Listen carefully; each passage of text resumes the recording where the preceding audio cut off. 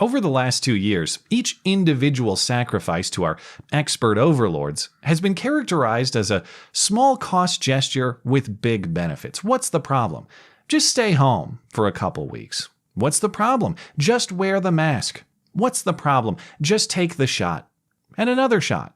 And another shot. And maybe forever shots. We're not really sure. We'll have to get back to you on that one. It sounds a lot more like hazing than it does sound medical advice. The problem, in addition to the never-ending nature of these small gestures, adding up to big sacrifices just by sheer volume alone, is that even taken individually, these gestures are not in fact small because they are compromises on massive issues of principle and conditioning against them. The problem is the reconditioning of society not to handle the decisions of our daily lives for ourselves and even to doubt our own ability to do that. It's a reconditioning of society to distrust ourselves and distrust our neighbors and trust the elites instead. And perhaps that sounds like conspiracy theorizing, as in some nefarious high council of evil plotting all of this subversion out of sight. Sure, I do think a lot of this has been the intentional conditioning of people to reject personal autonomy and favor dependence instead, but you don't have to grant that premise for the first one to stand. It doesn't have to be evil. It can just be what observably happened. Even if all of the circusry has been done with only the best and purest intent of just mitigating the virus, there is no denying that the conditioning against yourself and in favor of your supposed state babysitters has been the effect. How can we call it anything but conditioning when so many of our norms haven't just been abandoned, they've been inverted? The people exercising their rights to protest are now the enemy, instead of the revival of the independent, rebellious spirit on which our country was founded.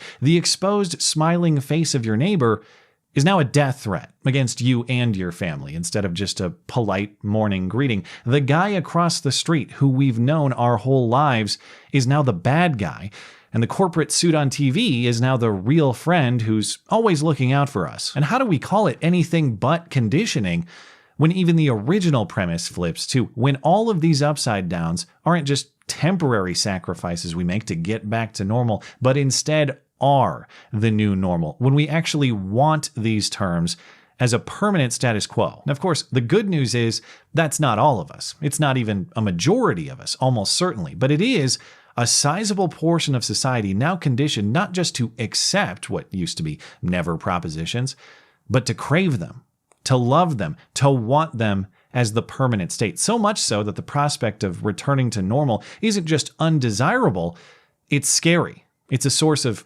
mental anguish. So say the infamous experts, as reported by Canadian CTV this week, grasping at angles with which to cling to power as the flimsy scientific basis they had for their policy prescriptions for the virus fall apart and get abandoned in even the bluest Democrat strongholds. Be careful, lifting restrictions could cause anxiety for many as unknowns persist, experts say. And by that, of course, they mean a select few experts who would warn you against ever going outside for fear of a bee sting. They don't mean experts in living a life that's actually worth living, but here they are, a University of Toronto psychology professor and a University of Calgary mood disorder and mental health expert warning about the dangers of reopening, not because of viral spread, which was the original and only justifying premise, but because it will be mentally harmful to people now adjusted to the upside down, which, to the original point, grants the premise of the conditioning. If it's no longer about the viral danger, and instead it's about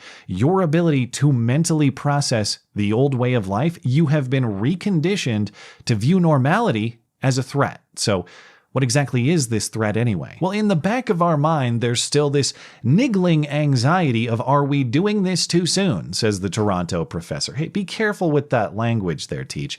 It's not appropriate for Spotify, but what if we get our butts kicked again by a new variant, he asks. Yeah, you mean like we did with all of these stress-relieving interventions still in place? Despite the lockdowns, despite the masks, despite the vaccines, despite the boosters, Omicron.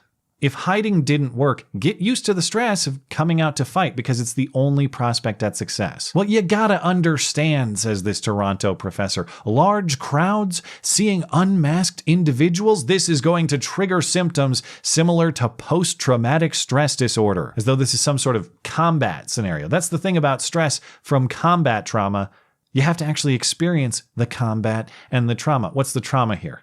Microwave dinners and CNN? Though, in fairness, I suppose a combat tour of the Middle East might actually be better for your health than a nightly tour of cable news programming. But even if we grant these premises as true, that a select few of us will experience traumatic stress and crippling anxiety at the thought of seeing other people living their lives as they see fit, why would we continue the insanity while ignoring the increasing evidence that it causes, well, insanity in far greater numbers than any post-corona stress disorder? Would we take the deal of a few adults getting it together and learning how to be adults again, or staying home if they can't, for example, if it meant freeing our children from the multi-year consequences of their parents' failures to confront fear? Would you, as an adult, step up to the trauma plate if it meant seeing your children happy like this? Las Vegas elementary school students reacting to the news that masks in the classroom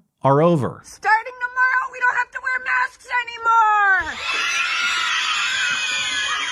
anymore! Or how about we look at this deal not as a matter of individual rights, not as a matter of adults being proper caretakers for children, but instead, on the experts' own terms, how about we look at this deal as a matter of the science? Because that's the other side of this evaluation, also reported in the news this week. Experts also say that mental health damage from COVID could last a generation. And of course, notice the sleight of hand phrasing there. From COVID.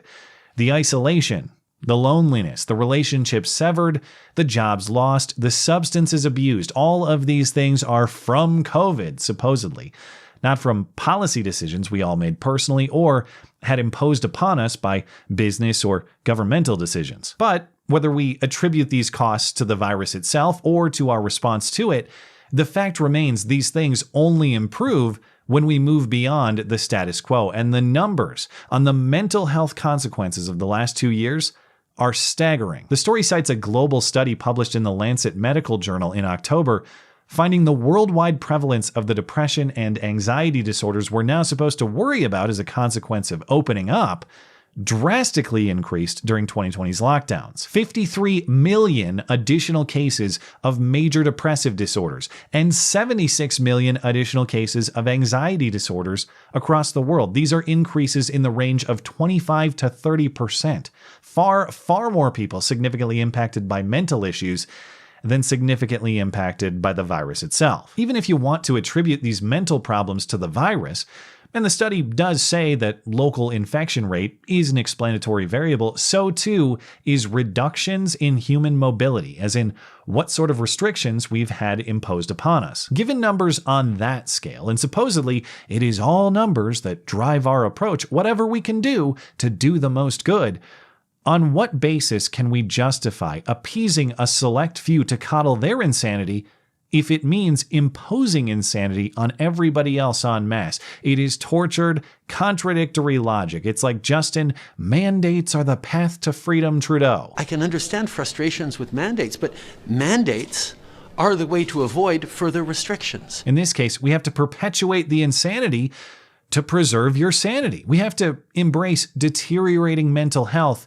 to improve mental health. We have to pack more clowns into the clown car to end the circus. And just how did we even get to the clown car plan? Well, it's because we made those supposedly small sacrifices of just doing our part as we were told at the start. And not strictly because of those things, staying home, wearing a mask, getting the shot, but why we did them. We did them largely because we were told to, not because we chose to. We granted the premise that the experts know our lives better than we do, and then the experts said, just get in the damn clown car. So the lessons here aren't scientific. They aren't lessons about the data of the virus or the data of mental health. The lessons are philosophical. The lessons are about a proper hierarchy of trust and loyalty. Trust yourself.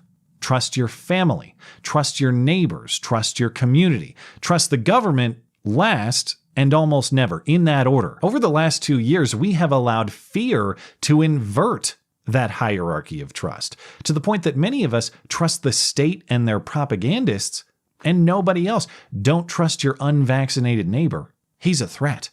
Don't trust your kids' unmasked friends at school. They're a threat. Don't trust the trucker who brings you your food. He's a threat. Only trust the state agent whose livelihood just so happens to depend on your life being docile and subservient. So we wonder how we got here? That is how we got here. We chose the convenience of small acts of compliance, and now we're surprised to see those small costs compounded into the massive consequences of compromising first principles. But we don't deserve the benefit of that surprise, because that's what makes first principles first. The cost of sacrificing them is everything. But the good news is it is reversible and recoverable. Just like small acts of compliance can corrupt, small acts of disobedience can restore. It never ends when these people say it ends. It only ends when we do. So if you're done, just be done.